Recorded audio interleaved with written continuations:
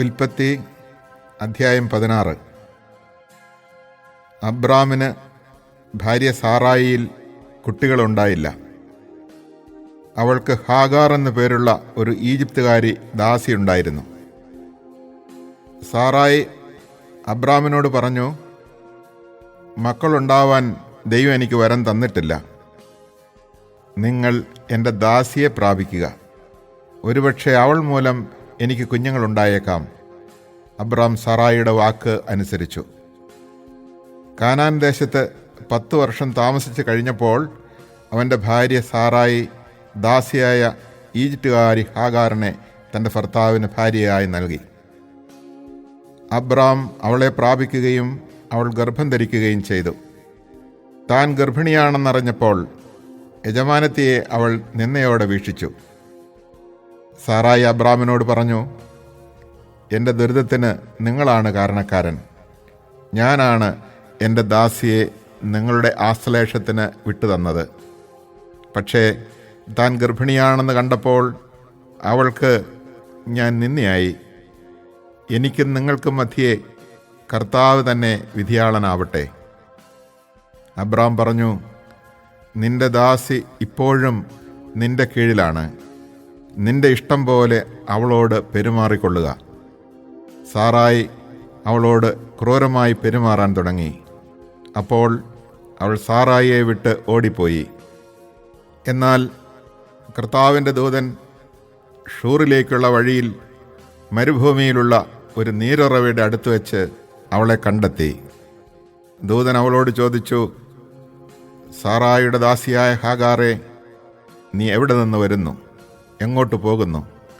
അവൾ പ്രതിവചിച്ചു, ഞാൻ യജമാനത്തിയായ സാറായിൽ നിന്ന് ഓടിപ്പോവുകയാണ്.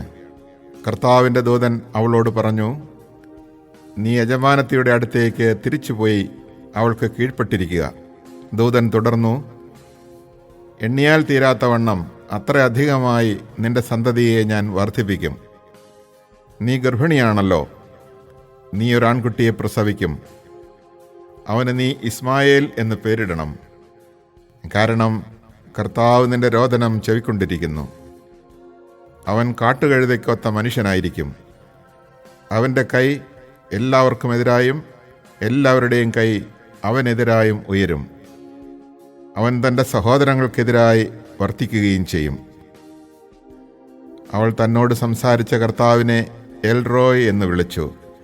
കാരണം എന്നെ കാണുന്നവനായ ദൈവത്തെ ഞാനും ഇവിടെ വെച്ച് കണ്ടു എന്ന് അവൾ പറഞ്ഞു.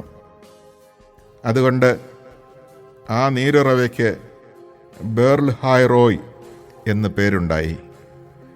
അത് കാദഷിനും ബേരദിനും ഇടയ്ക്കാണ്. ഹാഗാറിൽ അബ്രാമിന് ഒരു പുത്രൻ ജനിച്ചു. ഹാഗാർ പ്രസവിച്ച മകന് അബ്രാം ഇസ്മായേൽ എന്ന് പേരിട്ടു. ഹാഗാർ ഇസ്മായേലിനെ പ്രസവിച്ചപ്പോൾ അബ്രാമിന് 86 വയസ്സായിരുന്നു. Chapter 16. Abram's wife Sarai had borne him no children. She had, however, an Egyptian maidservant named Hagar. Sarai said to Abram, "The Lord has kept me from bearing children. Have intercourse then with my maid. Perhaps I shall have sons through her." Abram heeded Sarai's request. Thus, after Abram had lived 10 years in the land of Canaan, his wife Sarai took her maid, Hagar the Egyptian, and gave her to her husband Abram to be his concubine. He had intercourse with her, and she became pregnant. When she became aware of her pregnancy, she looked on her mistress with disdain. So Sarai said to Abram, "You are responsible for this outrage against me. I myself gave my maid to your embrace, but ever since she became aware of her pregnancy, she has been looking on me with disdain. May the Lord decide between you and me." Abram told Sarai, "Your maid is in your power. Do to her whatever you please." Sarai then abused her so much that Hagar ran away from her. The Lord's messenger found her way by a spring in the wilderness, the spring on the road to Shur, and he asked, "Hagar, maid of Sarai, where have you come from and where are you going?" She answered, "I am running away from my mistress Sarai." But the Lord's messenger told her, Go back to your mistress and submit to her abusive treatment. I will make your descendants so numerous, added the Lord's messenger, that they will be too many to count.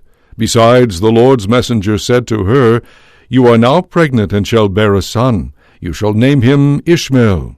For the Lord has heard you, God has answered you. He shall be a wild ass of a man, his hand against everyone, and everyone's hand against him. In opposition to all his kin shall he encamp. To the Lord who spoke to her she gave a name, saying, You are the God of vision. She meant, Have I really seen God and remained alive after my vision? That is why the well is called Bir Lahai Roi. It is between Kadesh and Bered. Hagar bore Abram a son, and Abram named the son whom Hagar bore him Ishmael. Abram was 86 years old when Hagar bore him Ishmael.